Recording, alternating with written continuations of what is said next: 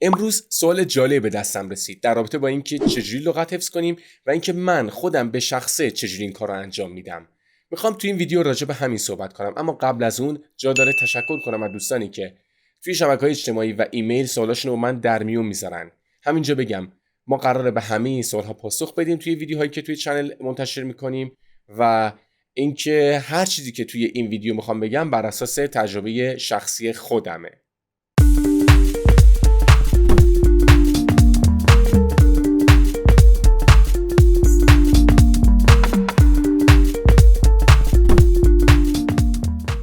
سلام، من رضا مختاریم، کارشناس ارشد آموزش زبان انگلیسی و اینجا انگلیش پراگ یعنی آکادمی منه.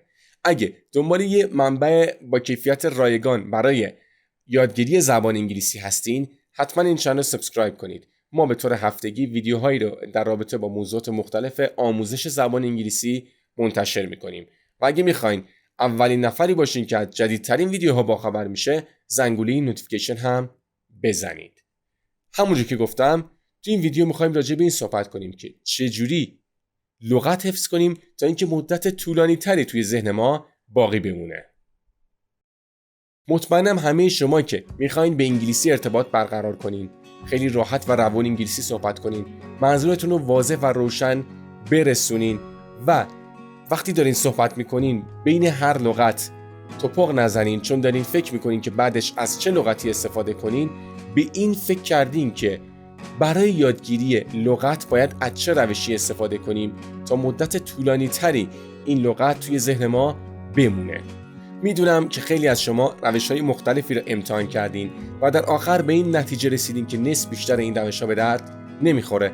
منم تو وضعیت شما بودم، دنبال راهی میگشتم که در مورد ساده ترین موضوعات تا پیشرفته ترین ها به انگلیسی مثل بومی ها یا امریکایی ها صحبت کنم.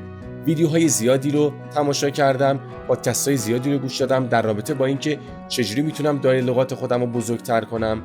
نمیخوام بگم که هیچ کدومشون به درد نمیخوره. چیزی که میخوام بگم اینه که شما باید همه روش‌ها رو امتحان کنید تا ببینید که کدوم روش برای شما بیشتر جواب میده.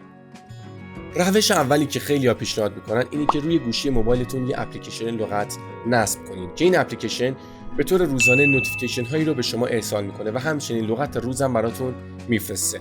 من خودم به شخصه این روش رو دوست ندارم، چه برای لغت چه برای اصطلاحات، چون اگه من یه چیزو به صورت رندوم یا تصادفی حفظ کنم، نهایت یه روز تو ذهن من باقی میمونه و بعدش کلاً از یادم میره.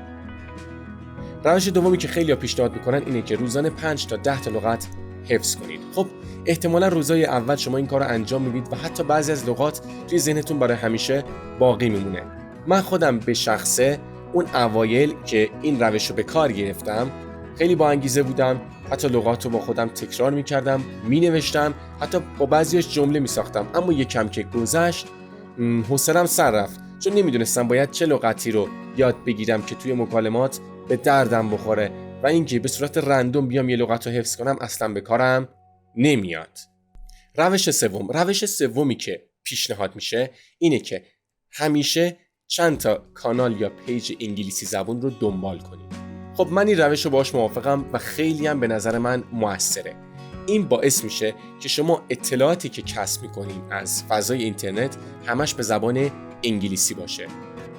چند تا مقاله میخونید، چند تا پست میخونید، به چند تا لغت برمیخورید، اون لغت ها توجه شما رو جلب میکنه، میرید معنیشون رو پیدا میکنید و همین باعث میشه که توی ذهن شما مدت طولانی تری بمونه اون لغت، چون دارید توی بافت اون لغت رو حفظ میکنید، تصادفی اون لغت رو حفظ نمیکنید. و پیشنهاد من اینه که حتما موضوعاتی رو دنبال کنید که بهش علاقه‌مندید. من خودم به شخصه کانال ها و پیج هایی رو دنبال میکنم که در ارتباط با گرافیکس، موشن گرافیکس، ویدیو کریشن و آموزش نرم افزارهای مثل ادوبی پرمیر و ادوبی افتر افکتس.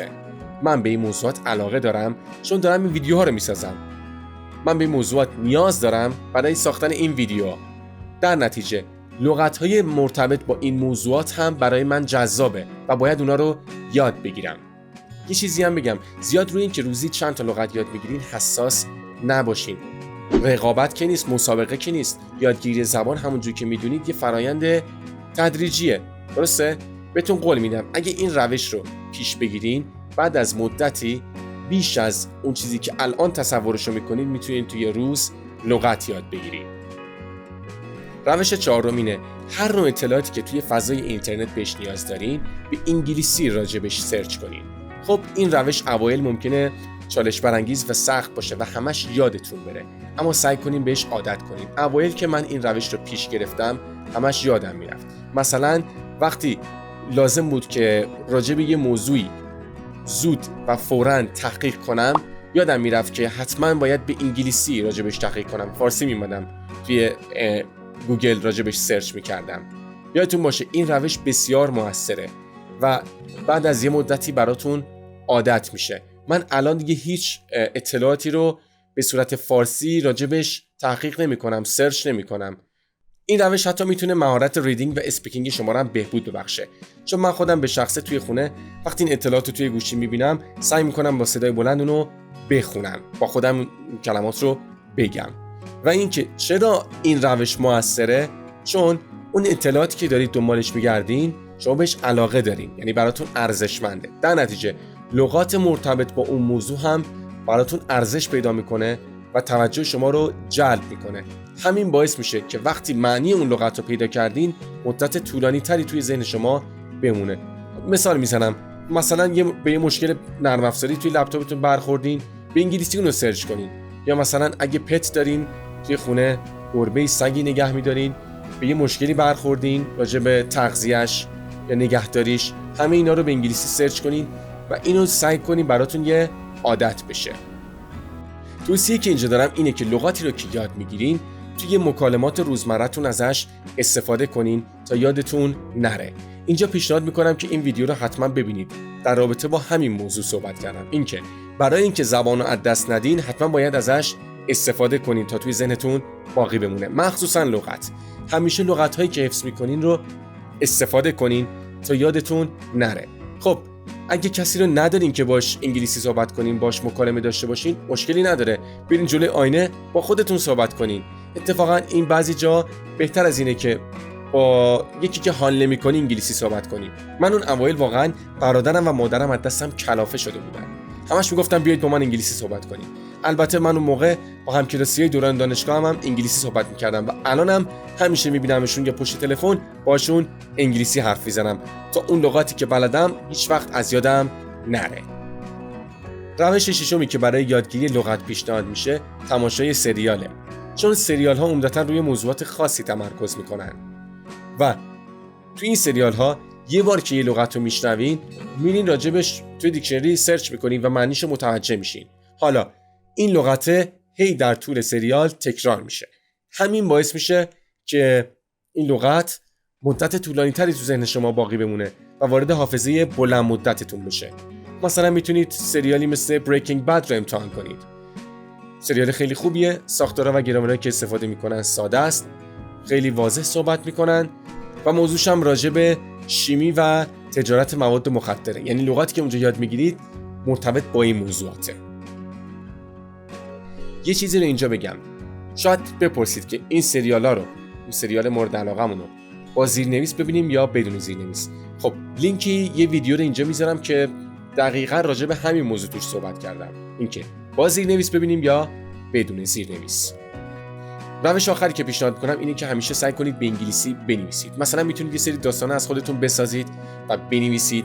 نکاتی رو که معلمتون یا تیچرتون بهتون میگه به انگلیسی بنویسید. ارائه هایی که توی دانشگاه دارید قبل ارائه توی ورد تک تک لغات رو تایپ کنید.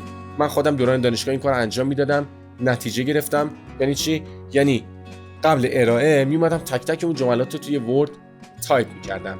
همین باعث میشد که به لغات جدید زیادی بر بخورم، برم لغات زیادی رو توی دیکشنری سرچ کنم و راجبشون اطلاعات کسب کنم. این روش قطعاً جواب میده. من خودم به شخصه جواب گرفتم و حتما موثره. شما هم انجام بدین.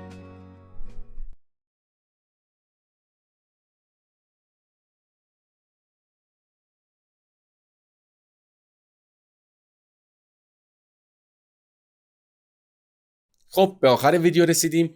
این بود 7 تا روشی که من خودم به شخصه معتقدم جواب میده، چون خودم جواب گرفتم، خودم نتیجه گرفتم.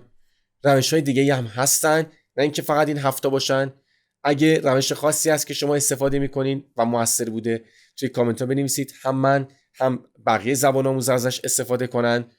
و اینکه لایک کنید، کامنت بذارید و این تنها راهیه که میتونید چنل منو حمایت کنین. اگه پیشنهادی برای ویدیوهای آینده دارین بنویسین تا ما براش ویدیو بسازیم. شما را به خدای بزرگ میسپارم.